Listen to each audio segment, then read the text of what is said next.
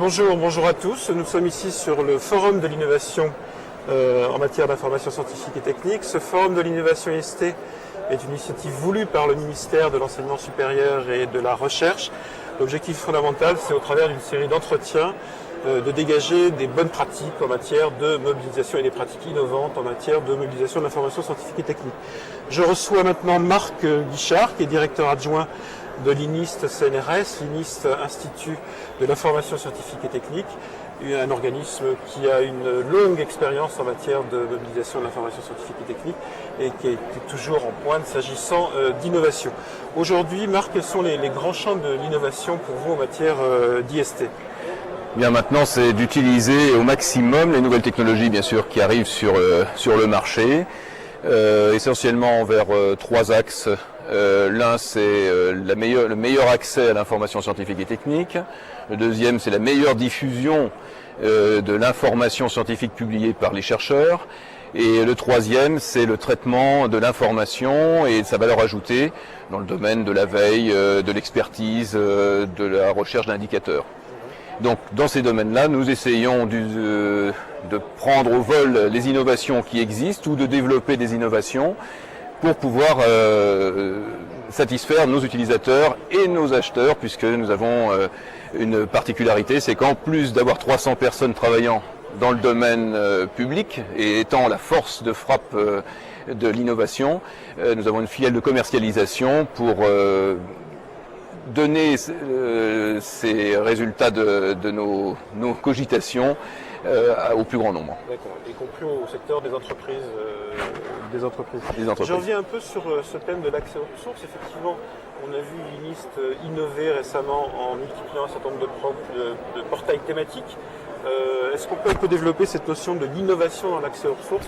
Est-ce que c'est une question de reformatage de l'information ? Est-ce que c'est une question plus fondamentale de sourcing autour de thématiques données ?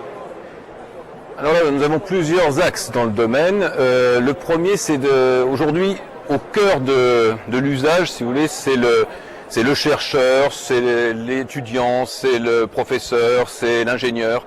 Donc, il faut se mettre au niveau de l'utilisateur final. Donc, tout ce qui nous intéresse, c'est de faire en sorte que l'utilisateur final puisse accéder de façon la plus personnalisée possible et la plus libre possible à cette information. Donc c'est là où nous allons prendre des outils technologiques comme le Web 2 de façon à mettre qu'il puisse fabriquer ses propres pages d'information et mettre des ressources, des logiciels, des outils qui lui sont nécessaires pour pouvoir accéder à cette information. Puis l'autre versant stratégique, en tout cas pour le monde de la recherche, et pour tous ceux qui achètent de l'information pour la mettre à disposition à ses usagers, c'est de tailler vraiment l'acquisition en fonction du besoin. Donc c'est dans un organisme comme le CNRS, nous avons 35 000 chercheurs travaillant dans les unités du CNRS. Eh bien, s'il y a 50 chercheurs qui sont intéressés par une ressource très spécifique dans un domaine donné, nous voulons pouvoir ne payer l'information que pour ces 50 chercheurs. Or ça, ce n'est possible que si on peut garantir aux éditeurs que l'usage ne sera fait que pour ces 50 chercheurs. Donc on voit bien qu'il faut arriver au niveau du chercheur pour pouvoir profiler très finement les usages pour en fait délimiter des communautés virtuelles très centrées sur très centrées. Et c'est très important parce qu'aujourd'hui la politique d'un éditeur, c'est souvent je vous offre un ensemble de ressources énormes qui sont pas forcément adaptées à notre besoin et je vous le vends très cher pour une population qui est très large, qui est la population du CNRS par exemple. Donc c'est un peu trop. Et puis encore dans ce domaine-là, là on parle d'acquisition payante de ressources, mais nous voulons aussi offrir, et là c'est notre mission de service public, offrir au plus grand nombre et à la collectivité internationale des usagers qui ont besoin de l'information scientifique, un accès à cette information. C'est pour ça que nous avons des partenariats. Nous avons pris un partenariat avec Google en particulier, et aujourd'hui, c'était même un scoop, on va voir les prototypes sur ce salon, avec Exalid, pour mettre à disposition au moins le signalement de l'information scientifique, et là on a mis 13 millions de références bibliographiques, ce qui est assez impressionnant, à disposition du plus grand nombre. Quand vous tapez une recherche un peu pointue, vous allez tout de suite trouver dans les 10 premières références sur Google, Google Scholar et Google. Google Scholar étant la version recherche, avec beaucoup plus de fonctionnalités pour les chercheurs, mais quand on regarde les vrais usages des chercheurs, un peu comme vous et moi, on utilise Google en priorité, donc on se trouve sur Google. Alors, toujours sur ce thème de l'accès aux ressources, l'INIST a toujours une activité importante de fourniture de documents primaires, et ce aussi bien en direction d'entreprises du secteur privé que de la recherche publique. Aujourd'hui, quelles sont les lignes d'évolution de cette activité? Puisque l'utilisateur, en gros, il veut avoir un accès direct à l'article électronique dans la foulée de la dérogation. Bien, là, jusqu'à présent, on avait une chance énorme, enfin on a une avancée énorme, puisque nous avions numérisé la plupart des ressources des grands éditeurs qui étaient à l'époque sous forme papier. L'évolution actuelle, nous l'utilisions pour faire de la copie papier, donc ça rentrait dans le processus, mais on ne pouvait pas l'envoyer, même si nous avions fait quelques expérimentations dans le domaine.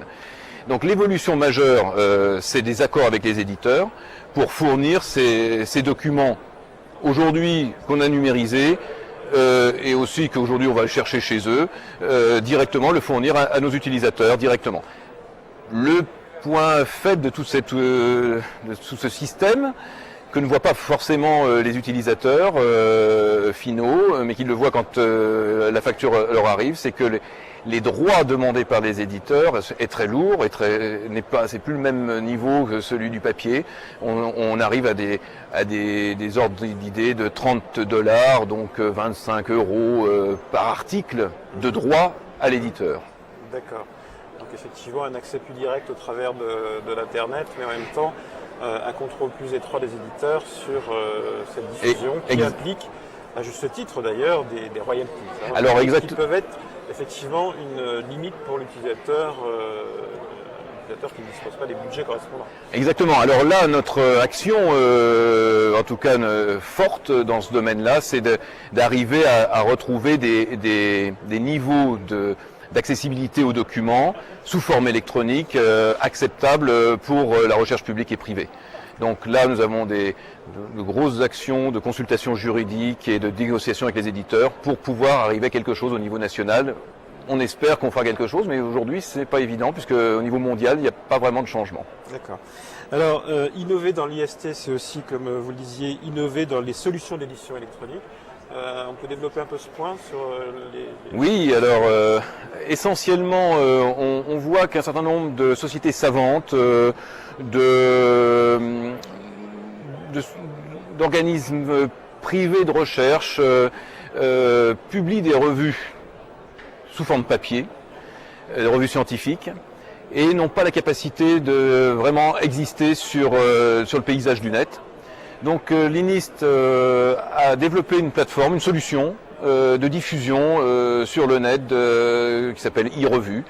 Donc nous avons pratiquement tous les mois 2 nouvelles revues qui viennent frapper à notre porte, et avec des solutions de mise en ligne, donc dans une sorte de portail de revues, selon différentes modalités, mais à des coûts extrêmement accessibles. Alors mes contacts personnels avec des petits organismes de recherche ou des sociétés savantes m'indiquent effectivement qu'il y a cette très forte évolution vers de nouvelles solutions éditoriales, mais que justement on manque un peu de transfert de bonnes pratiques et que chaque projet est envisagé par l'organisme comme quelque chose d'entièrement nouveau. Est-ce que vous avez une action justement au-delà de la mise en avant de l'outil? Est-ce que vous avez une action sur ce thème des bonnes pratiques en matière d'édition électronique?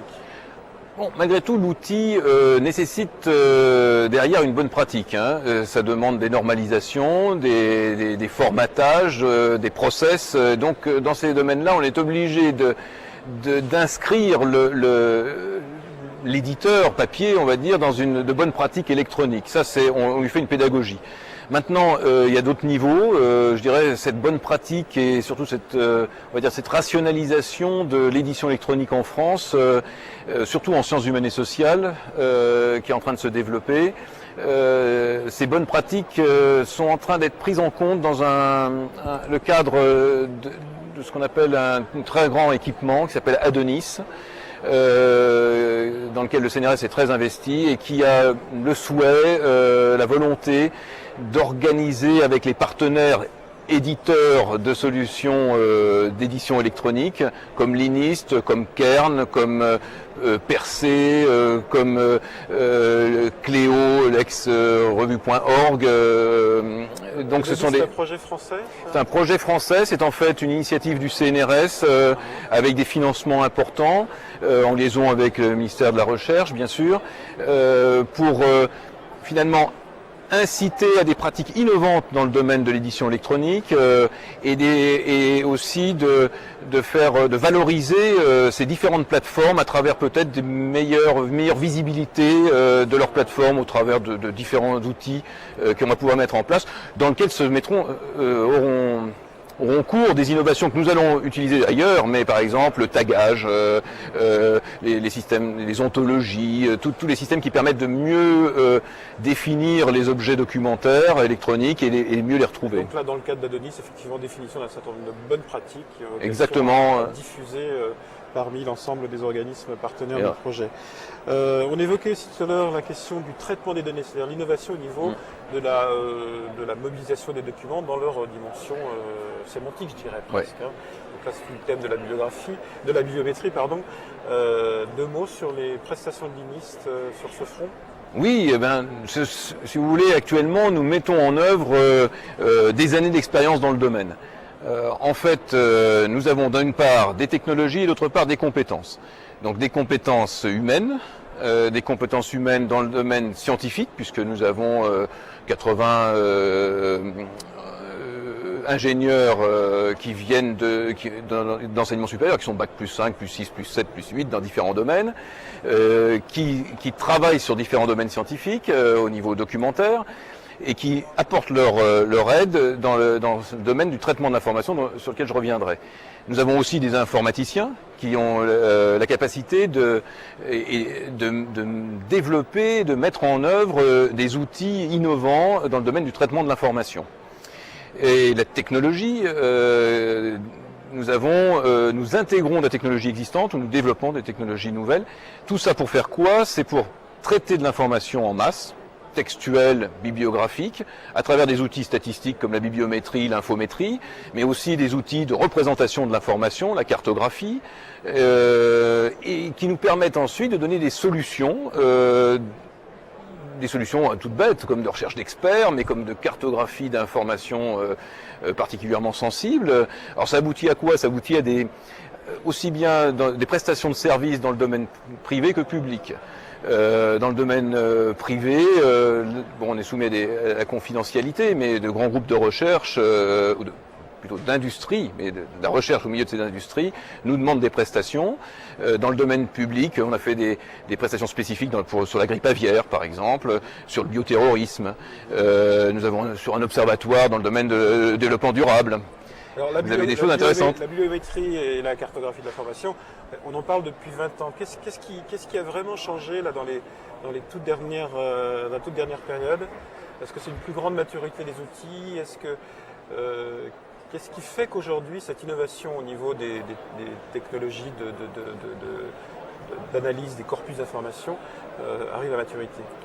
Je dirais que ceux qui arrivent à maturité, ce sont les ingénieurs qui sont capables de les utiliser et d'en tirer des informations qui sont utiles pour les donneurs d'ordre, en fait. Je ne trouve pas qu'il y ait de grandes innovations majeures dans le domaine. C'est quelque chose qui existe depuis une quinzaine d'années, les algorithmes existent. La maturité, c'est qu'on arrive à des outils qui sont quand même plus ergonomiques. Je trouve que nous, en tout cas, notre plus, c'est que nous avons plus d'ingénieurs capables d'utiliser ces outils et d'en tirer la substance scientifique moelle et de le transformer en quelque chose assimilable par ceux qui en ont besoin. Okay. L'interview précédente, j'avais en face de moi Philippe Domino de l'ARIS Nord-Pas-de-Calais, qui est très en avance dans ses pratiques de mobilisation de l'information à travers d'outils sémantiques dans des logiques de veille. Et ce qui m'a beaucoup frappé dans son message, c'est que en fait, la veille, c'était certes l'utiliser de l'information, mais aussi être capable de développer une créativité, par exemple pour identifier des pistes de diversification à partir de l'information. Est-ce que c'est une problématique que vous sentez aussi dans vos activités cartographie, bibliométrie? J'avoue que je suis peut-être moins bien placé que mes collègues qui sont en prise directe avec ceux qui leur font des commandes. Là, je suis un peu...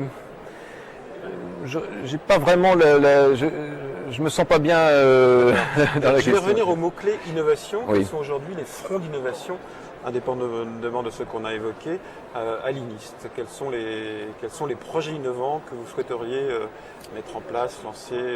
Quels sont les fronts chauds de l'innovation?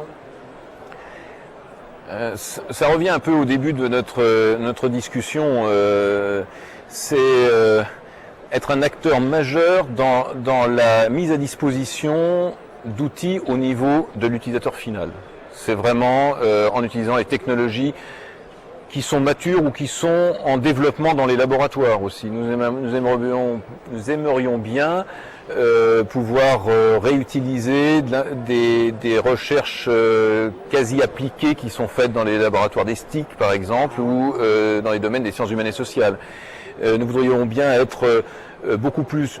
Mais on nous demande dans ce domaine-là, donc ça nous pousse aussi, puisque nous sommes sur différents projets avec le CERN, avec Quero, dans différents projets où véritablement le sémantique, l'ontologie, la notation, le tagage d'informations, c'est fondamental, et la taxonomie, tout ça.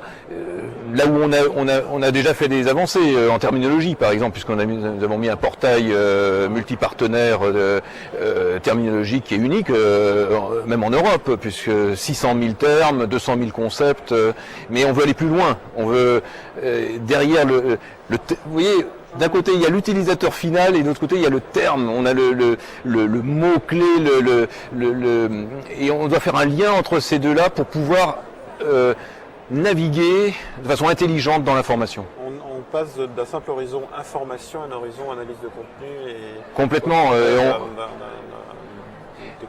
Et on voit, et puis c'est plus l'INIS qui fait tout seul quelque chose. On s'allie par exemple avec Exalid, il y a besoin de nos compétences et nous les leurs pour pouvoir faire des choses. Chacun fort dans sa compétence, s'alliant pour pouvoir donner, pour avancer vite sur ce métier. Vous évoquez Exalid, mais on trouve plus généralement en France une industrie de bon niveau sur ces infos logiciels. Oui. Tout à fait. Donc, encore une fois, la matière grise française, au moins, elle peut s'exprimer.